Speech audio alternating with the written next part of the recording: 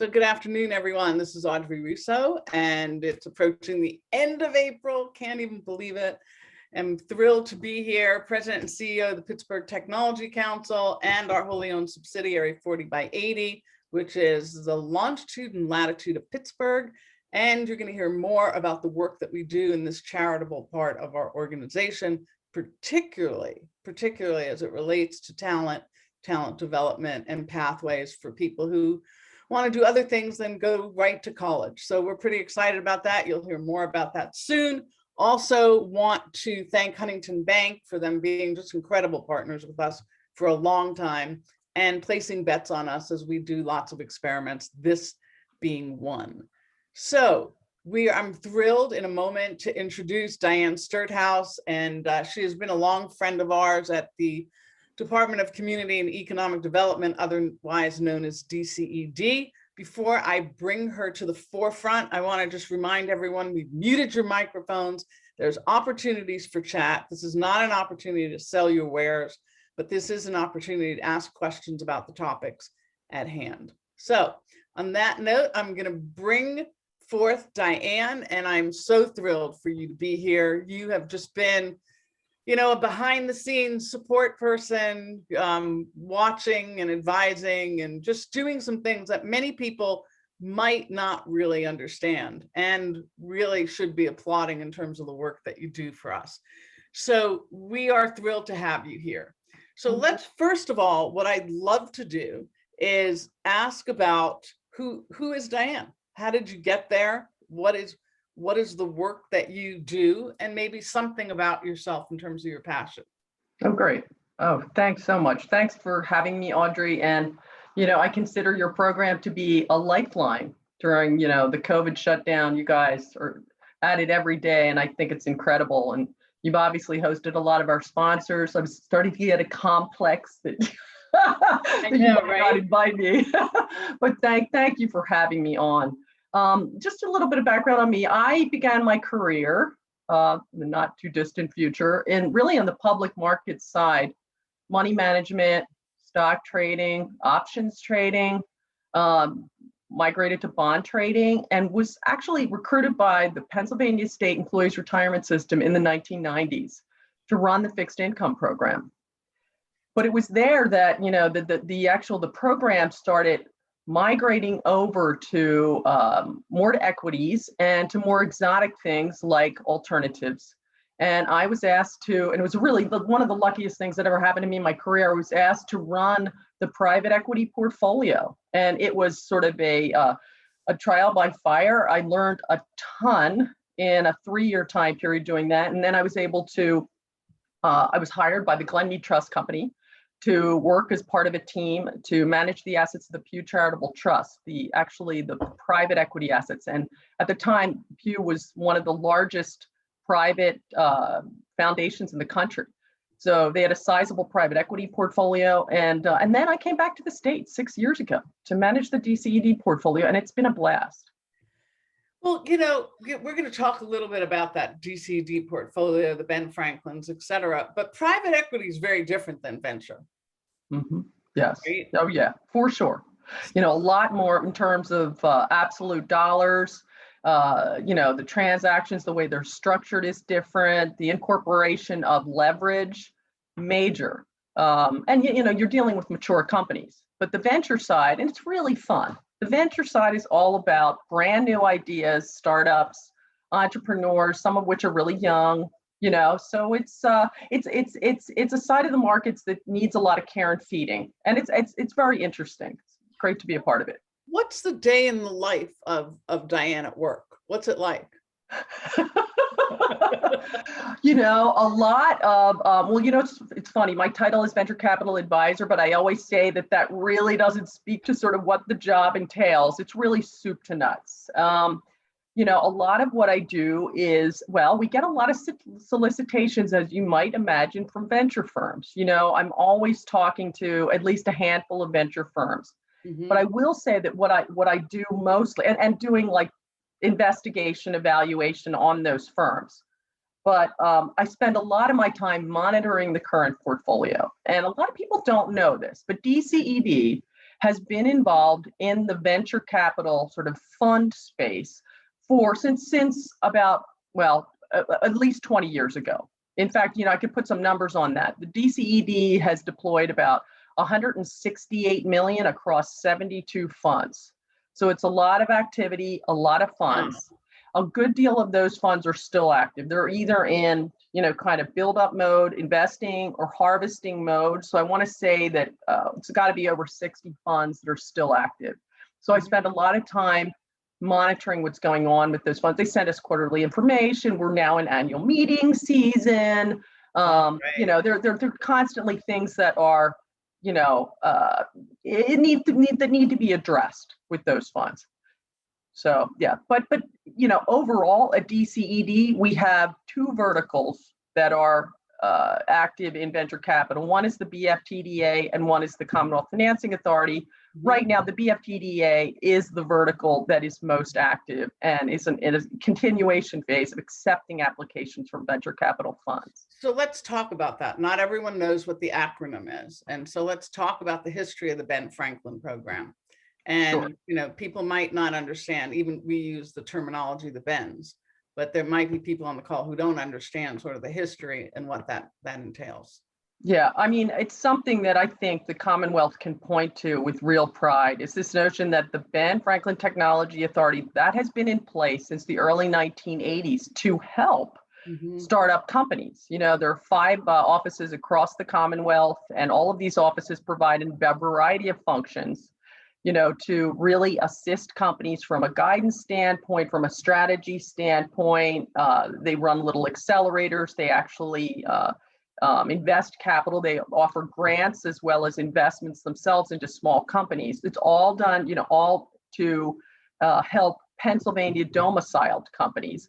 And that's something that, a lot of other states, I think Pennsylvania, it's my understanding, was the first in the country to introduce that type of a program. Now, the program that I oversee, the venture investment program, again, was instituted 20 years ago to be sort of a second layer of assistance to, essentially address the small companies that are graduating from the Ben portfolios, and to make sure that there's a venture ecosystem in place that can kind of almost be, standing there with a catcher's mitt to help provide that additional round of funding to the small companies. Well, maybe talk about some of the programs under the Bens. As far as at the Bens, or either, right? So, so like a lot of people don't know that how many Bens there are. Innovation Works is a Ben Franklin. Right. Yeah. Okay. So there's 5. So there's one in the Lehigh Valley, one in southeastern Pennsylvania, one in central Pennsylvania, and the one in your region, which is Innovation Works. And then there's 2 life science greenhouses. So there's one in central Pennsylvania and one in Philadelphia. Okay. And those organizations receive annual funding from the Commonwealth. Now, that funding has dwindled over time as other things have taken precedent.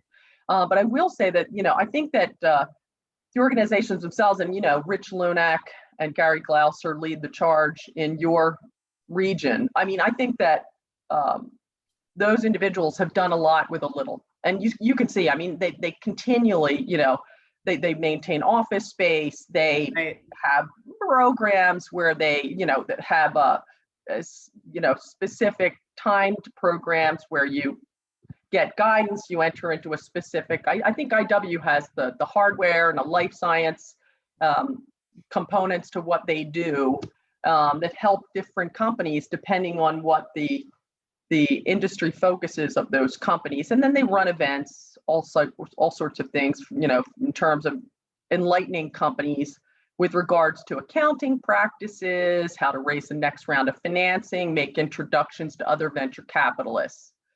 Yeah, it is so important to have VCs on the ground. I mean, it's just so critical to our ecosystem, to our prosperity, to the cultivation of ideas. Do you put a special emphasis on helping Pennsylvania-based funds? Because just this week, you actually released some money that went into local across the state of Pennsylvania, but including Pittsburgh, venture funds.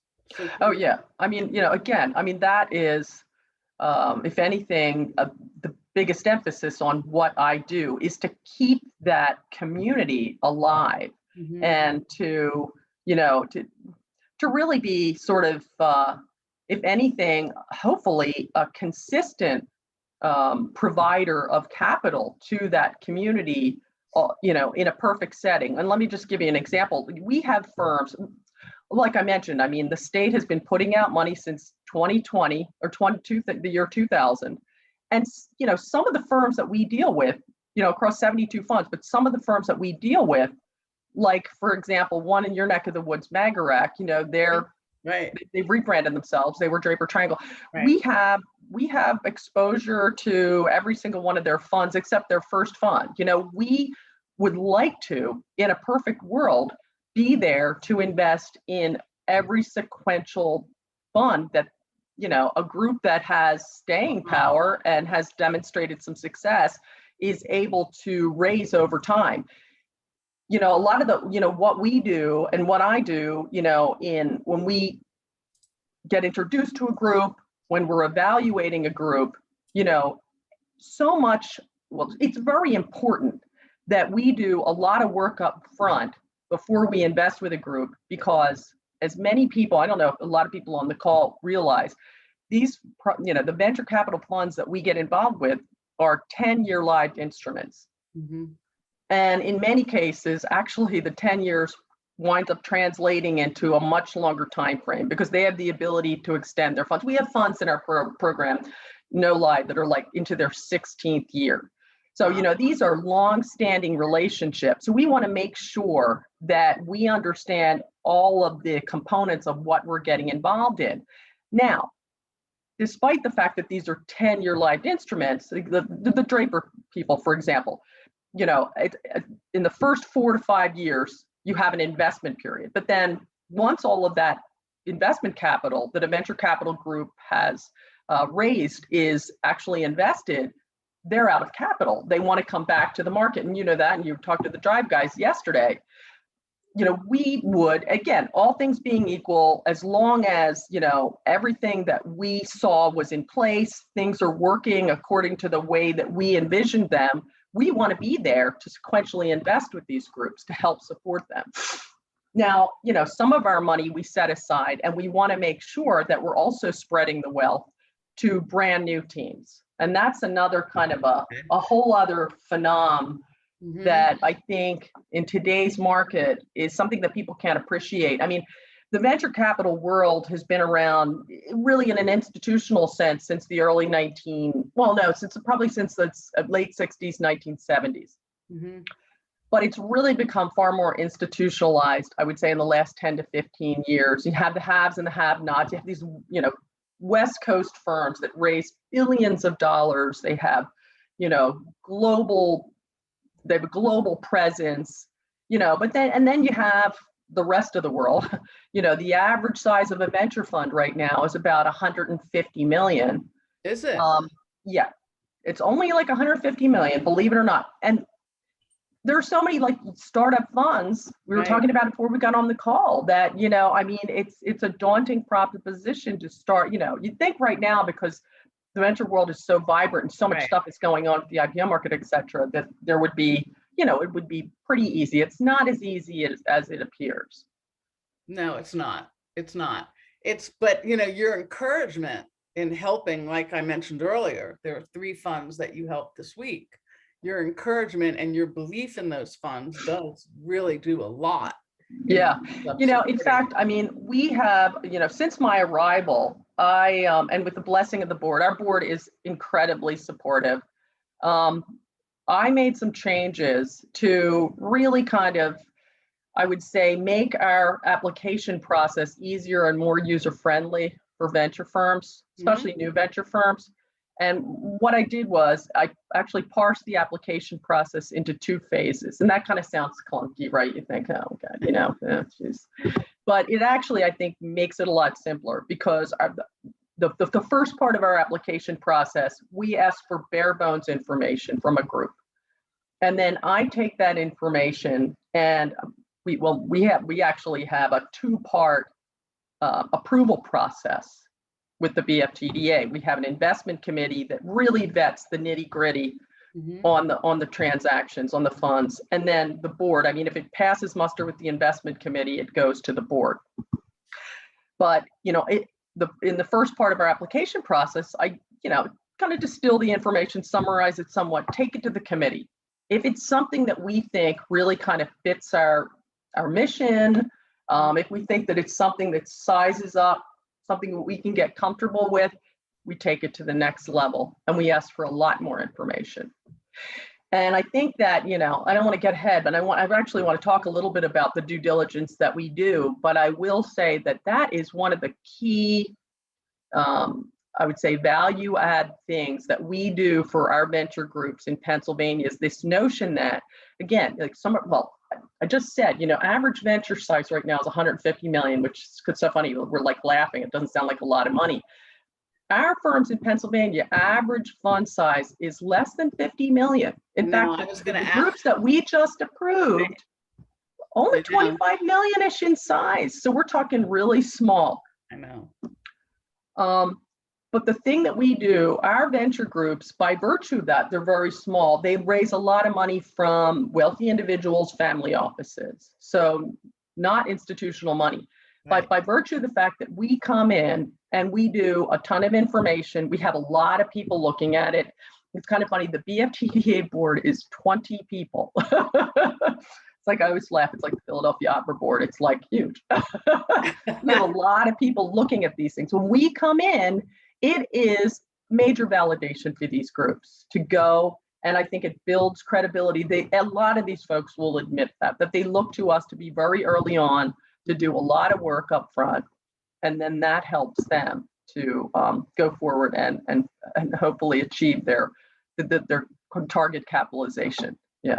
So what is your take then if the average size fund is about 150 million and all across Pennsylvania our funds aren't even half that in terms of average size? What does that sort of say, and are there any things in terms of policy or strategy that we can help? Well, again, we could go on and on. We ideally, now there have been firms, and we do have our share of large size funds, no doubt.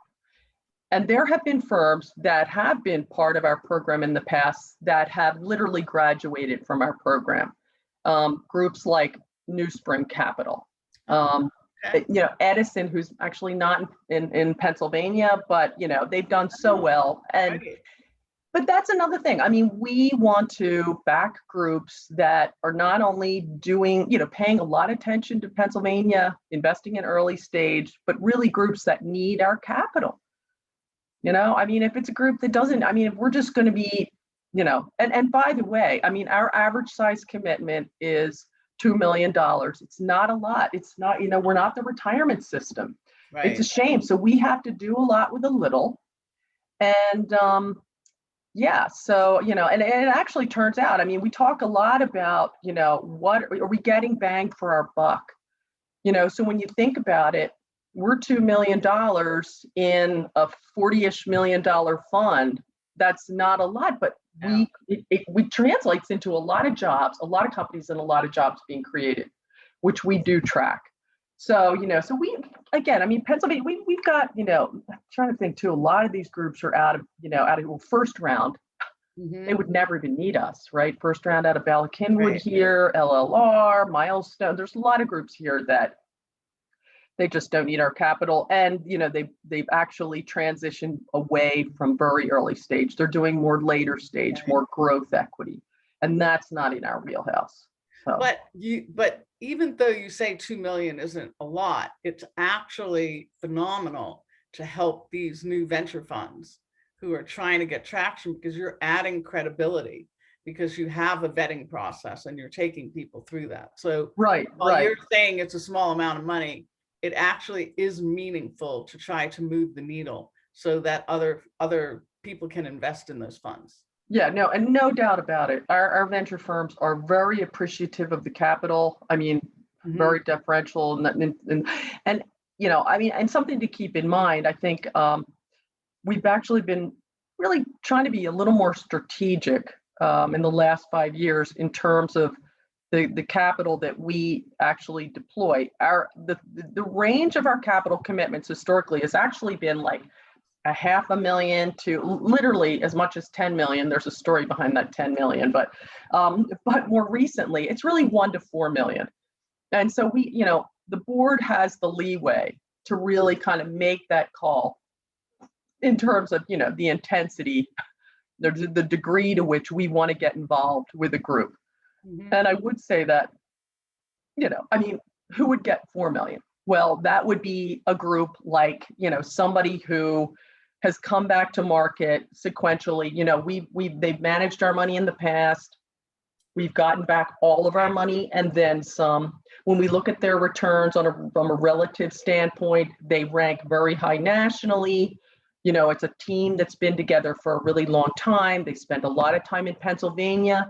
They take meaningful ownership stakes where we have I would say the assurance that the groups that they get involved with are getting more than money. They're getting all that assistance and care and feeding. So, that is a group that would probably get an oversized commitment from, not probably, would get an oversized commitment from us. Who would get the 1-ish million? Probably a group, just starting out, right. Not a lot in the way of a track record. Right. Brand new team, so we don't know how that's going to work out, but we really like what they're trying to do. And by the way, in terms of track record, again, in a perfect setting, we would like to see a group with a track record. If it's done in a closed-end fund, that's great. But if it's proprietary, that's okay. I have my means. We have our means of tracing, people's involvements in deals. And you probably know you can get information on Crunchbase, right. Press releases, and right. We follow it up with a ton of reference checking, trying to put together a mosaic on really what has this group really done. So, well, we've had a great relationship and liaison with DCED in your department. Just for the record, Brian Kennedy on our team has actually served as the treasurer for the BFTDA for a 4-year period, where the organization, I think, was charged with investing nearly $100 million. So how much, so can we talk about, I think there's a couple of things that I want to pack in. One is, are we underutilizing the DCED team that helps oversee these programs? You and I talked a little bit about that before.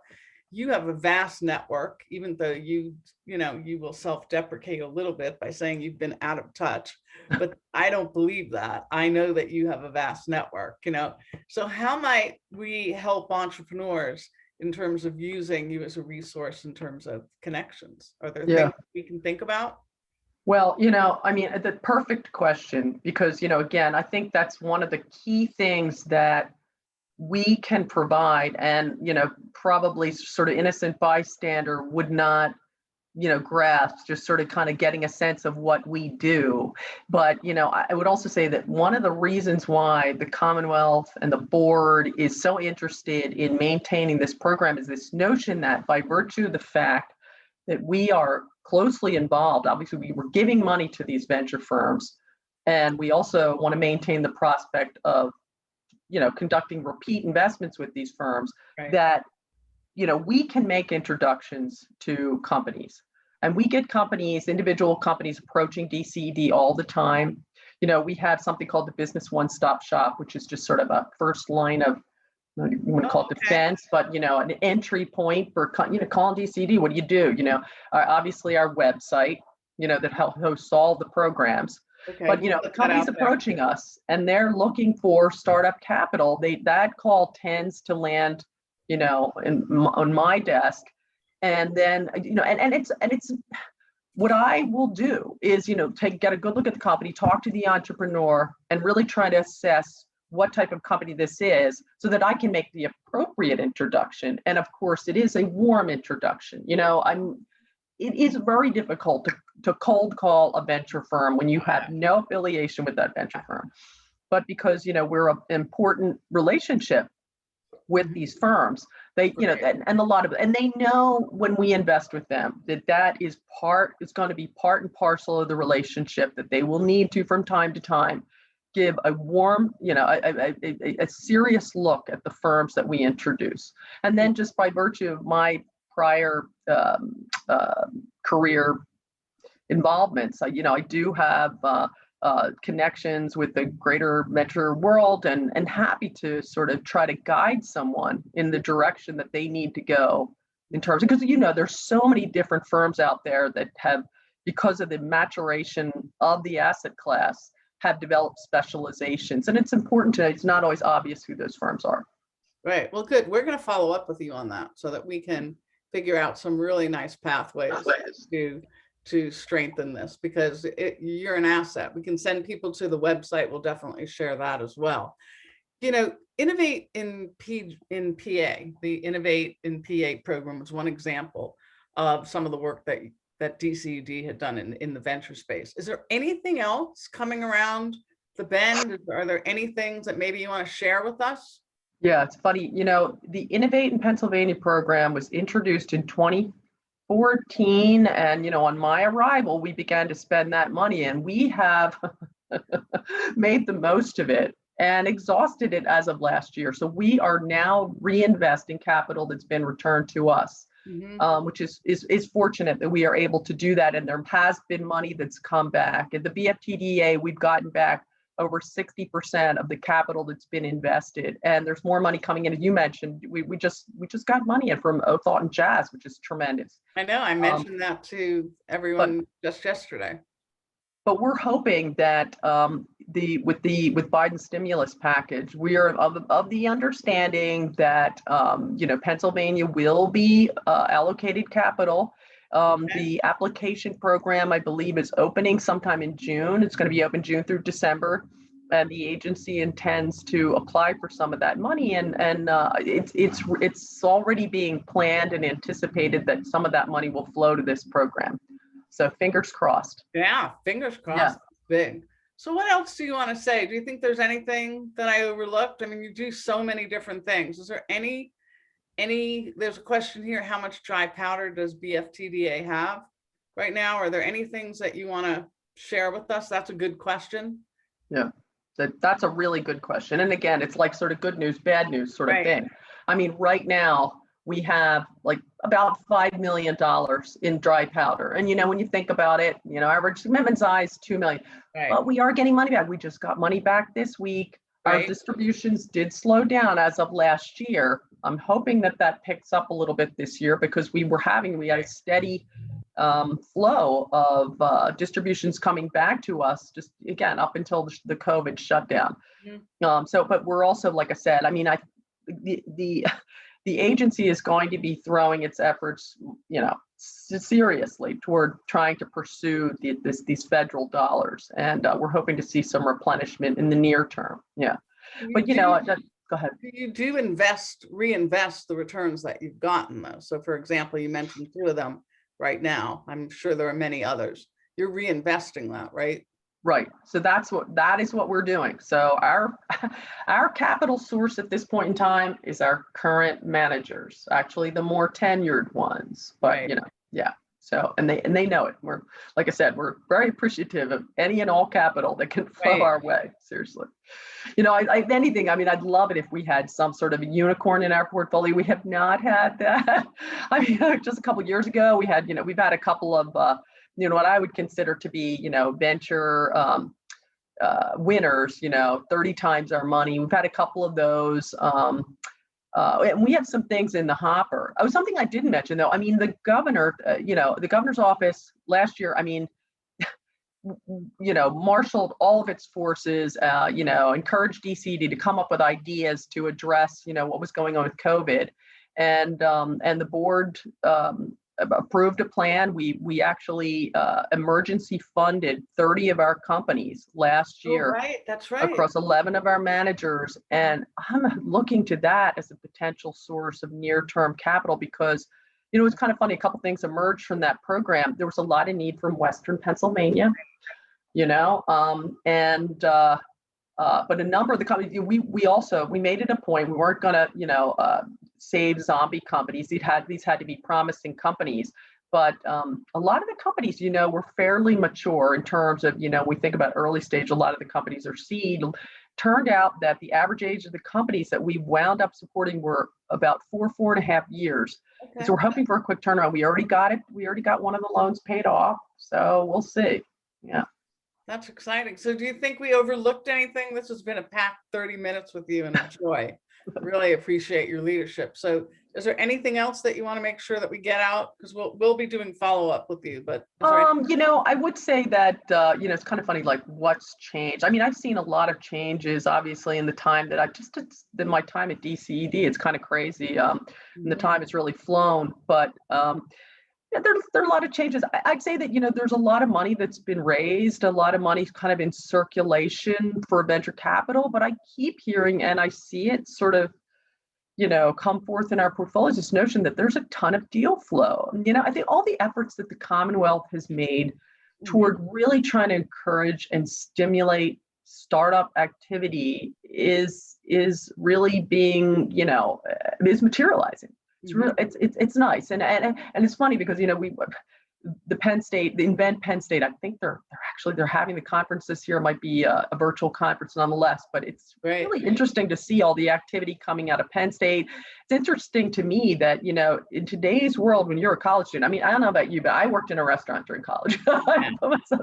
But in today's world, you're expected to start a company. Yeah.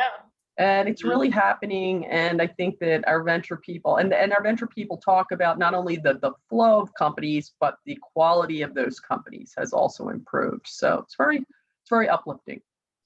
Well, listen, you have been a treat. I cannot thank you enough for your leadership and your commitment to something that is pivotal in terms of our economy. And of course, selfishly in Southwest Pennsylvania, even though I know you represent the entire state. But appreciate your leadership. We'll stay connected to you. You've been a great champion, and just want to thank you. So that was Diane Sterthous, and she's been at the helm of all things venture at the state since 2014, right? Yep. Yep, like 2014. All righty. Well, thank you very much. Thank you. Thank you to your team for hosting me, and good luck. And let's stay in touch. Absolutely, we will. We'll definitely follow up. So we're wrapping up the week, and Jonathan Kirsting has been with us the entire time. I meant to introduce him at the beginning, but my apologies. Tomorrow we have Aradna. Yeah, Aradna Oliphant from Leadership Pittsburgh stopping by. Audrey, the deadline for their 2021-22 cohort is in June. So we'll get all sorts of details about the next cohort and what it means to apply and what you get out of being part of Leadership Pittsburgh. Yeah, that's awesome. Great. That's great. And they have a lot of new partnerships that they've been working on. Absolutely. So awesome, everyone. We'll see you tomorrow. Stay safe. Thank you again, Diane. Bye. Bye. Bye.